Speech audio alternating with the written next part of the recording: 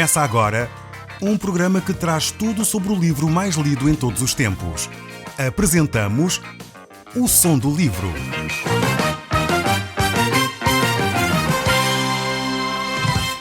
Seja muito bem-vindo. Neste podcast vai encontrar o livro mais conhecido e lido em todo o mundo.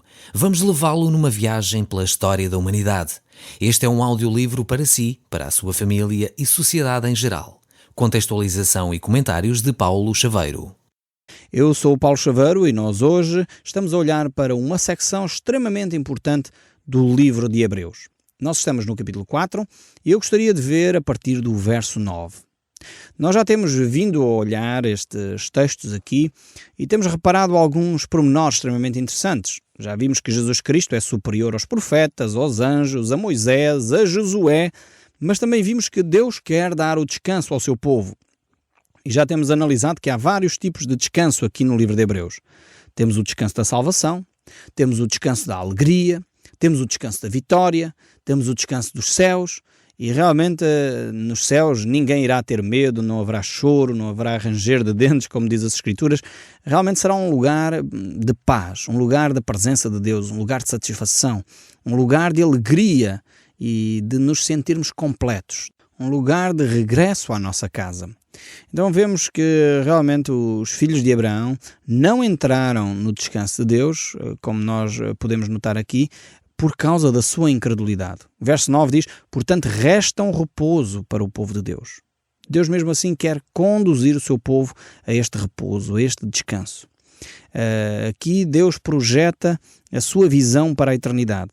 Deus projeta, aqui neste versículo 9 do livro de Hebreus, projeta no fundo todo o desejo do seu coração, que é o povo de Deus ter realmente este descanso.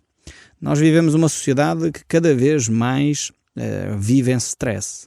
Não tem tempo nem para pensar. Há algum tempo atrás estava a ler um livro e um psiquiatra dizia a certa altura que a nossa sociedade, mais do que qualquer outra, tem desenvolvido o entretenimento. Tem sido talvez das sociedades desde que se conhece a humanidade que mais recursos financeiros, materiais e humanos têm empenhado no entretenimento. No entanto, nunca se conheceu também na história da humanidade uma sociedade tão deprimida, tão dependente dos fármacos, tão dependente e tão angustiada. Realmente nós temos que repensar a nossa vida. E se não estamos a encontrar respostas simplesmente no entretenimento, nas internets, nas televisões, nos parques temáticos, nos jogos que saem cada vez mais, realmente nós temos que perguntar a nós próprios o que estamos a fazer com a nossa vida. Precisamos de encontrar este repouso que só Deus pode dar a cada um de nós. E Deus conduziu-nos no texto bíblico para este texto aqui. E, portanto, resta um repouso para o povo de Deus. Deus realmente quer trazer este repouso. Deus completou a sua criação em 7 dias e depois descansou, diz o texto bíblico. Repousou. Não é que Deus necessitasse de descansar. Deus, ao fazer isso, Ele queria nos manifestar o exemplo, em primeiro lugar, mas também dizer que a sua criação tinha terminado ali. Depois vemos que Deus quer que nós possamos alegrar-nos, festejar, que nós possamos ficar realizados, termos esse sentimento de realização quando concluímos alguma coisa. E realmente esse é o desejo do coração de Deus para nós. Por isso mesmo Deus concluiu a sua criação, se alegrou, diz o texto bíblico, e viu Deus o que fizera e eis que era muito bom. Deus, o próprio Deus, faz avaliações daquilo que Ele tinha feito naqueles 7 dias. E realmente às vezes nós pensamos que somos um bocadinho superior a Deus, não queremos avaliar o nosso trabalho, nem nos alegrarmos com as conquistas que alcançamos. Não tem mal nenhum nos alegrarmos com as vitórias. Não é errado, não é pecado nos alegrarmos. Antes, pelo contrário, devemos dar graças a Deus por aquilo que Ele está a fazer em nós e através de nós. Mas seguindo aqui o livro de Hebreus, o capítulo 4, o verso 10 ainda diz: porque aquele que entrou no descanso de Deus, também Ele mesmo descansou das suas obras, como Deus das suas. Aqui temos então esta referência à criação, e Deus descansou ao 7º dia. Mais uma vez eu reforço, não é que Deus estivesse cansado, Deus não estava cansado nem precisava descansar, mas Ele queria deixar esse exemplo para nós aprendermos com o seu exemplo a descansar também. Muitos de nós sofremos do síndrome do Messias, não é? Síndrome do Messias, em que cada um de nós acha que se eu não fizer as coisas, Deus, coitado. Se eu parar de trabalhar, então, olha, vai tudo cair. Talvez você sofra deste síndrome. O síndrome do Salvador, aquele que vai, se você não fizer, tudo para, tudo morre. Se calhar você leva a sua família às costas, leva a sua empresa às costas. Talvez você tenha de aprender a descansar um pouco mais em Deus. Você não controla nada. As coisas, e você já tem experimentado isso, às vezes escapam-lhe das mãos sem você dar conta. Precisa talvez entregar em primeiro lugar isso nas mãos de Deus. E depois confiar nele. Como Deus disse aqui no texto bíblico, que Deus ao 7º dia depois descansou de toda a sua obra. Estava a falar com um dos diretores da Rádio Transmundial, a certa altura, e ele estava-me a compartilhar aquilo que um líder lhe tinha dito a ele. Porque ele viaja por todo o mundo, enfim, para apoiar e dar enfim, o seu contributo aos trabalhos que têm sido desenvolvidos pela Rádio Transmundial. E esse líder dizia-lhe a ele, sabes, Tom, até para descansar é preciso ter fé. E de facto, assim à primeira análise, a pessoa diz, não, então é preciso ter fé para trabalhar para Deus e desenvolver e pregar o Evangelho, sem dúvida. Mas até para descansar é preciso ter fé, acreditar que Deus vai continuar a trabalhar, mesmo quando nós estamos no nosso dia de repouso. Precisamos de aprender a nos alegrar com aquilo que Deus fez através de nós. Quantas pessoas eu conheço que não descansam. No dia que deveriam estar a gozar com a sua família, a se alegrar com os seus filhos, estão de novo angustiados e em stress porque têm que continuar a trabalhar, têm que continuar a desenvolver isto e aquilo outro e não conseguem descansar em Deus. Isso não quer dizer que não planeemos. Temos que planear a nossa vida, o nosso descanso, mas devemos descansar e exercer a nossa fé também nessa área. Continuando aqui, o verso 11 ainda diz, esforcemo-nos, pois, para entrar naquele descanso, a fim de que ninguém caia, segundo o mesmo exemplo, de desobediência. Então aqui temos um caso muito concreto, referindo-se a esse descanso que as pessoas não aproveitaram. E por isso perderam o descanso e desenvolveram descrença no seu coração. Quando deixamos nós de confiar em Cristo, a tormenta vem sobre o nosso coração. Ficamos em stress, angustiados, desesperados, sem saber para onde nos virar e as solicitações são inúmeras. Nós ficamos, de facto, absorvidos com tanta coisa para fazer. Se nós não colocamos no nosso coração que eu vou descansar, realmente nós podemos trabalhar de manhã à noite e durante a noite não dormir porque o trabalho não para. O trabalho está sempre lá. Há sempre coisas para fazer. Há sempre trabalho para realizar. Qualquer dona de casa percebe muito bem isto que eu estou a dizer e qualquer pessoa que trabalha por conta de outrem percebe, talvez com mais dificuldade, mas quem trabalha por conta própria percebe muito bem o que eu estou a dizer. Há sempre coisas para fazer. Sempre, sempre, sempre. Precisamos de aprender a descansar, entrar neste repouso que Deus nos concede. Não sei se você se está a lembrar daquele exemplo, quando Jesus estava entre nós, de Marta e Maria. Marta e Maria eram duas irmãs, irmãs de Lázaro, e Jesus a certa altura foi convidado para ir lá jantar a casa. Agora imagine você, se você convidasse Jesus para a sua casa, para ir lá jantar, provavelmente você iria pôr o melhor serviço de mesa, os pratos, enfim, melhores que tem, os talheres melhores que tem, a melhor toalha de linho e os guardanapos de linho, aquela coisa requinte, talvez umas velas para brilhantar o salão, e Marta e Maria estavam atarefadas nessa diligência.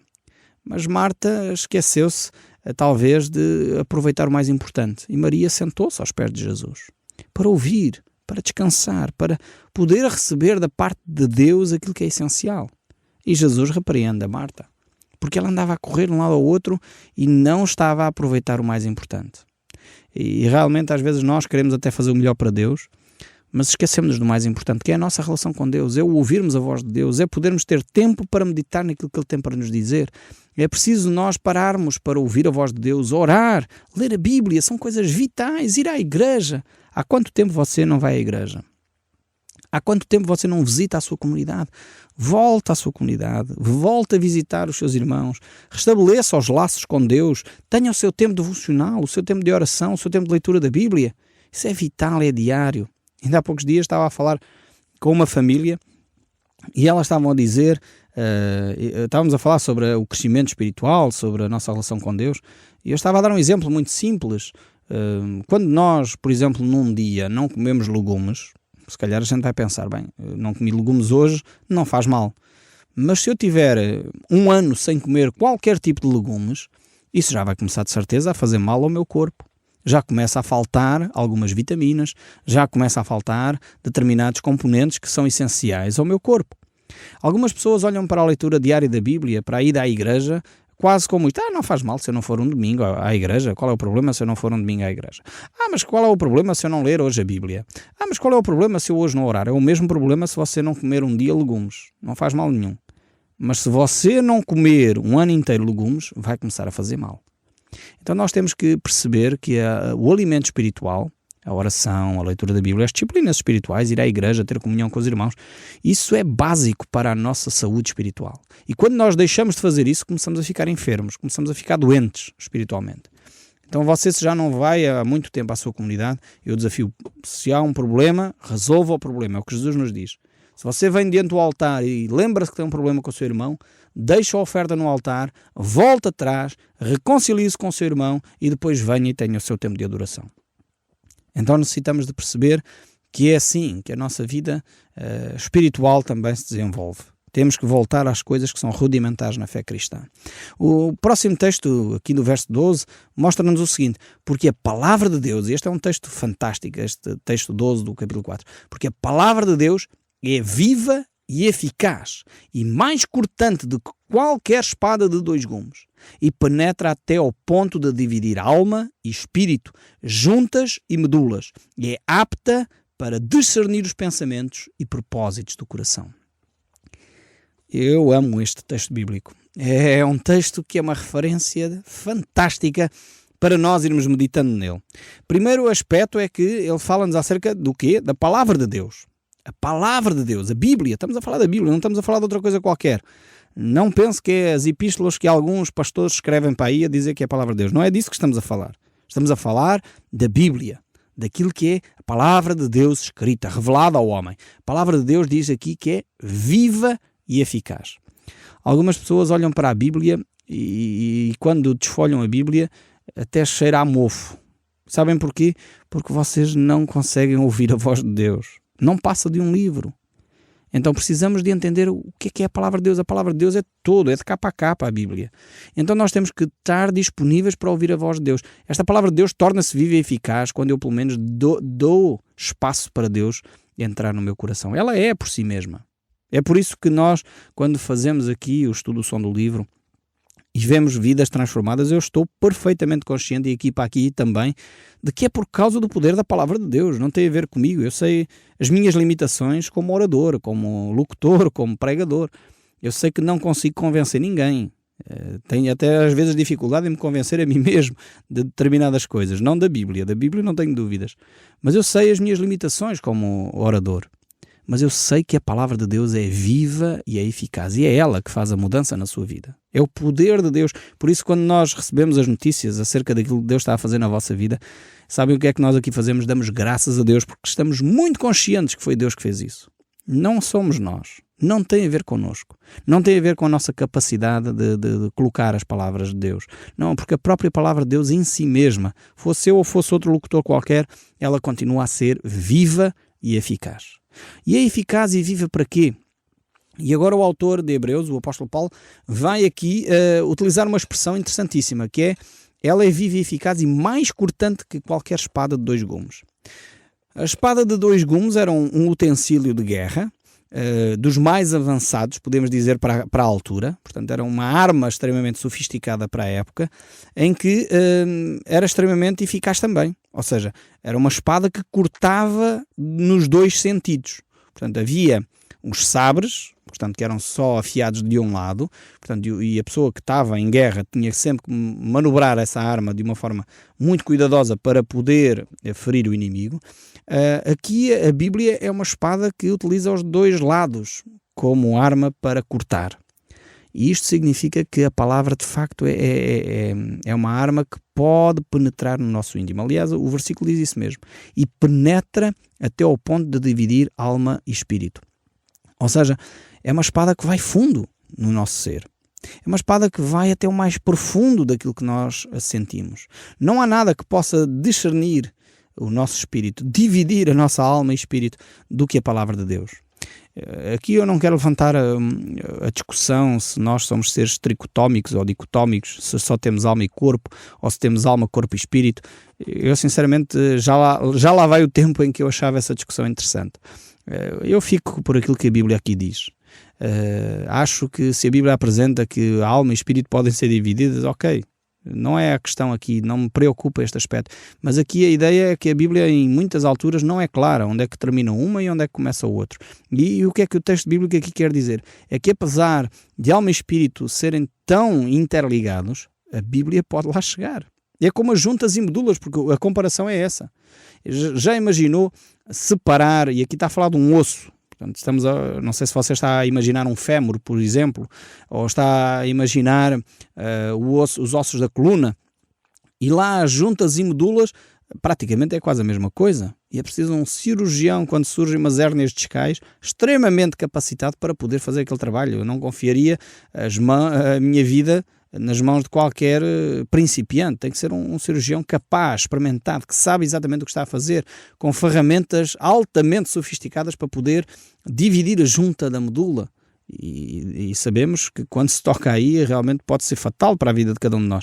Então aqui o exemplo é que a Bíblia é como um bisturi, é de facto um instrumento cirúrgico de alta precisão, que pode chegar até ao coração, aquilo que você já nem imaginava. Há pessoas que, ao ouvir a Bíblia, ao ouvir a palavra de Deus, começam a relembrar-se de coisas de há 15 anos atrás, de amarguras que guardaram no seu coração, de uma pessoa que se calhar já faleceu.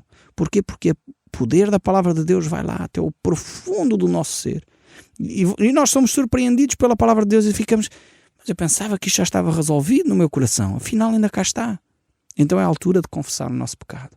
É a altura de pedir perdão a Deus. É a altura talvez de voltar atrás e ir ter com essa pessoa e pedir perdão a essa pessoa. Resolver esse conflito. Porquê? Porque fomos tocados por poder da palavra de Deus. Porque ela é viva, é eficaz e é penetrante como uma espada de dois gumes. Realmente eu aprecio tremendamente este texto, porque ele nos fala da palavra de Deus. Eu próprio tenho aplicado este texto várias vezes na minha vida, porque é fundamental para mim. Deus fala connosco, Ele quer falar connosco. Em primeiro lugar, é esta a preocupação de Deus. Ele quer desenvolver um relacionamento connosco. É por isso que o apóstolo Paulo, em 1 Coríntios, no capítulo 2, o verso 4, ele diz: a minha palavra e a minha pregação não consiste em linguagem persuasiva de sabedoria, mas em demonstração do Espírito e de poder. Ou seja, o apóstolo Paulo não estava preocupado com a oratória, não estava preocupado com a demagogia, não estava preocupado em ter um discurso bonito, mas ele estava preocupado sim que o Espírito Santo, que a ação de Deus, o poder de Deus que transforma o caráter, e este é o maior milagre que Deus pode operar. Às vezes nós estamos à espera de grandes milagres, uma cura de uma doença incurável, uma cura de um câncer, uma cura de uma enfermidade terrível, e muitos de nós apelamos a Deus para que Deus nos cure. Não há mal nenhum nisso. Mas o maior milagre que Deus quer operar é a transformação do seu caráter. Há pessoas que são curadas e vão para o inferno. Há pessoas que são curadas de uma enfermidade fatal, mas nunca se arrependem e nunca mudam de caráter. Continuam a ser pessoas amarguradas, continuam a ser pessoas que mentem, continuam a ser pessoas que roubam, continuam a ser pessoas que enganam. Essas pessoas pagarão a eternidade. Então o maior milagre que Deus quer operar, o maior poder que Deus opera é a transformação de um caráter. E isso acontece pela ação do Espírito de Deus em nós. Deus quer transformar. Leia Gálatas 5. Veja lá, Gálatas 5. O fruto do Espírito. O que é que Deus quer fazer em nós? Não é operar maravilhas de eu deixar de ser coxo ou deixar de ser cego. Se Deus opera esses milagres, ótimo. Vamos passar a ser pessoas saudáveis. Mas o que Deus quer fazer na sua vida é mudar o seu caráter, o seu mau feitio, aquela personalidade terrível, o ser amargurado, o ser uma pessoa extremamente crítica, constantemente a dizer mal dos outros. Isso Deus quer mudar. Esse é o milagre que Deus quer operar na sua vida. Por isso esta espada de dois gumes que penetra ao ponto de dividir alma e espírito, de discernir o que está certo do que está errado, de mudar aquilo que são comportamentos que vêm de Deus daquilo que não vem de Deus. É esta arma poderosa para discernir os pensamentos e propósitos, diz aqui o texto bíblico, e propósitos do coração. Vejam bem. É esta arma, a palavra de Deus, descer nos nossos pensamentos, descer nas nossas motivações, leva-nos a perceber qual é realmente o âmago da questão. Então precisamos deixar a palavra de Deus tocar fundo no nosso coração. Que beleza este texto bíblico! E é por isso que Jesus Cristo dá mais ênfase às motivações, dá mais ênfase aos nossos pensamentos, dá mais ênfase àquilo que nós muitas vezes nem verbalizamos do que às nossas atitudes. As nossas atitudes têm que ser consequência do que vai no nosso coração. Foi isso que Jesus disse. Você anota aí o que Jesus disse no Evangelho de São Mateus, capítulo 12, verso 34. Escreva aí, se faz favor, num livrinho. Mateus 12, 34. E este versículo diz assim: porque da boca fala o que está cheio o coração. Ou seja, Deus dá importância às motivações. Aquilo que vai no seu coração é aquilo que a boca vai falar. E por isso, Deus vai tomar atenção. Portanto, muitas vezes nós queremos ter um discurso bonito, mas o nosso coração está cheio de amargura. Muitas vezes queremos ter um discurso lindo e um sorriso na cara, mas lá dentro, no nosso íntimo, estamos todos estraçalhados, todos partidos, todos tristes, envergonhados, a chorar. Precisamos que Deus venha e toque no nosso coração. E esta palavra de Deus, que é viva e é eficaz, ela pode discernir os seus pensamentos, pode discernir os objetivos, os propósitos do seu coração. Não tenha medo de dizer a Deus o que vai no seu coração. Deus já sabe. Deus sabe todas as coisas. Às vezes você talvez tenha medo de confessar o ódio que vai no seu coração. Talvez você tenha medo de confessar porque é um cristão. Diz, um cristão não sente isto. Um cristão não deseja a morte de ninguém. Um cristão não tem este sentimento de mentir, de roubar. Mas se você tem esse sentimento no seu coração, confessa a Deus, peça perdão a Deus agora mesmo. Não deixe para amanhã o que pode fazer hoje. Se hoje ouvirdes a voz de Deus, portanto é o texto de Hebreus, continua a falar connosco. Deixe Deus falar ao seu coração e não tenha receio de confessar. É o primeiro passo para a restauração, é o admitir as nossas falhas. Quando nós admitimos as nossas falhas, então isso se torna terapêutico. E depois verbalize, talvez no seu quarto, fechando-se, porque é o que a Bíblia diz. Jesus nos ensina isso no Evangelho de Mateus, capítulo 6. Entra no teu quarto e fecha a tua porta, e o Pai que está em oculto vê o teu coração. Mais uma vez, Deus vê o teu coração. Então não tenhas receio de confessar isso a Deus, tu e Deus. Não precisas de confessar neste momento a mais ninguém. Se Deus te encaminha depois a confessar a algum grupo, falo. Não tenhas também receio de abrir. Não tenhas receio de ser sincero. Manifesta aquilo que vai na tua alma e Deus trará a bênção à tua vida. O Som do Livro, uma produção da Rádio Transmundial de Portugal.